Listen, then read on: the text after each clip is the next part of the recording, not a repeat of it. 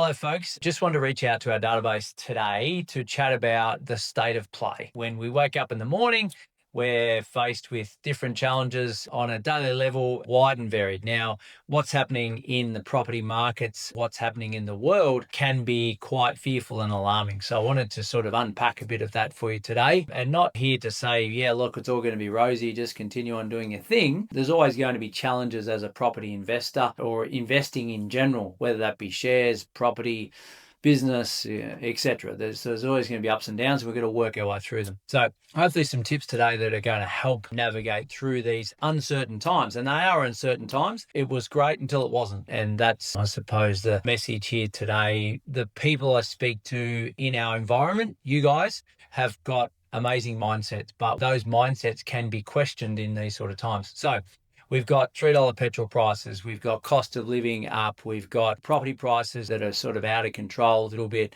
We've got interest rate rises with the potential of maybe another one or two this year, some stage. You'll get my thoughts on that in a minute. We've got AI that's giving this whole range of uncertainty around jobs and unemployment. And is my job going to be safe in 12 months or 2 years or 5 years? So there's a range of things that are all compiling. It feels as though at the one time. So how do we deal with this, or what can we do? Well, first of all, we need to appreciate our own situation and understand what side of the fence we are on. Some of you might be rent investors, some of you might be owner-occupiers, some of you might be tenants. So understanding where you're coming from and what's important to you is the first thing to appreciate. So what can we do personally about it? Well, the first thing is control the controllables. We don't know what Trump's going to do in Iran. We don't know what petrol prices are going to be in 6 months' time. We don't know what interest rates are doing. They're all things that are out of our control. Does that mean we forget them and just block them out of our mind? Absolutely not. We appreciate that they're there,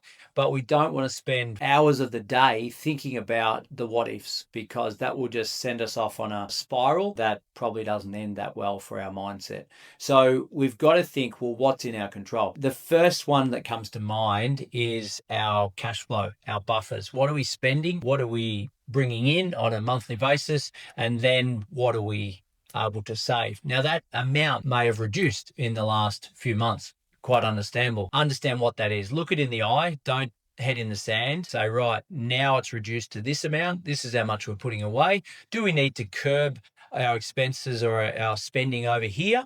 Maybe. That's up to you. But to understand that we've had to adjust, and we need to look that in the eye and appreciate that. But then more importantly, or just as important, understanding the buffers. So buffers are a pool of funds that we use in our emergencies, things that we didn't see coming, right? So medical expenses, car breaks down, things in our life that we didn't see coming, not a new handbag or not a new pair of shoes, not a trip overseas. They're all things that we decide to do. These things we didn't see coming. We should have an emergency buffer. Now, we always talk about 3 months worth of cost to exist as an amount to be put aside. So just revisit those emergency buffers along with our cash flow management system and how that's tracking. We then want to look at our finance structure. So if we're an owner occupied with a mortgage, if we're investors with multiple mortgages or one mortgage at least, we need to talk to our broker, reach out to them and say, right, what's our structure look like? What can we do to mitigate the downside? So we might look at fixed rates. What are they doing at the moment? There's some competitive fixed rates out there at the moment that give you certainty.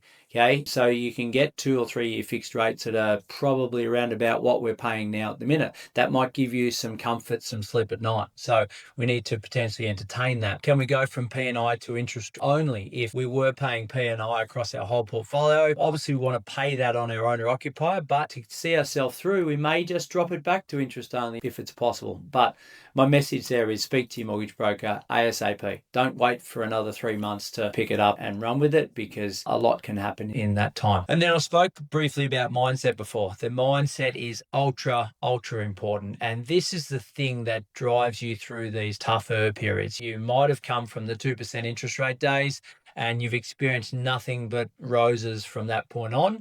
Now it's like, hang on a minute, I didn't sign up for this. I didn't sign up for 6.5% interest rates, etc. So our mindset is extremely critical.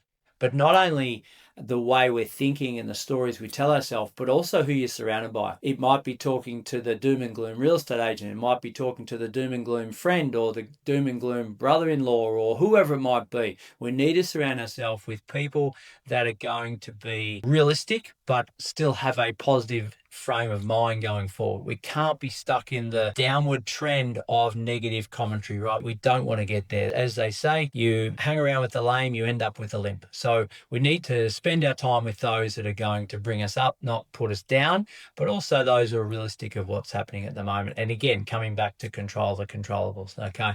So combining things like things out of our control, combining things like, well, what can I be doing to take action? All right. So in summary, we're basically saying, appreciate that the world out there is changing and there are things that are going against us in terms of prices increase to run our life. Understand that it's harder to get a deposit together, but then things that we can be doing in our backyard that we talk about always anyway. Making sure our emergency buffers are intact. Understanding our new cash flow structure based on the increased cost of living. Talking to our mortgage broker. If we're first time buyers or potentially looking to get into the market, it's going to be a little bit tougher. But with that comes opportunity. We saw through COVID where there was a lot of fear, people sitting on the fence, not prepared to make the hard call or the tough decision. Those who did take those or make those decisions, they're enjoying the fruits of their labor now because they got in at a time when not a lot of people were looking. So we talk about the supply and demand aspect of real estate at the moment.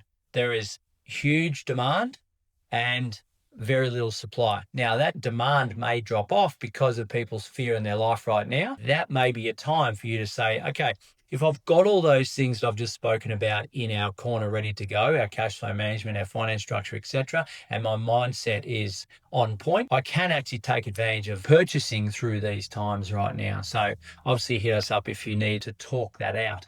But I suppose what I wanted to do today was just bring this all together, just say, look, the whole world's not caving in. As investors, we ride the bumps of things out of our control all the time.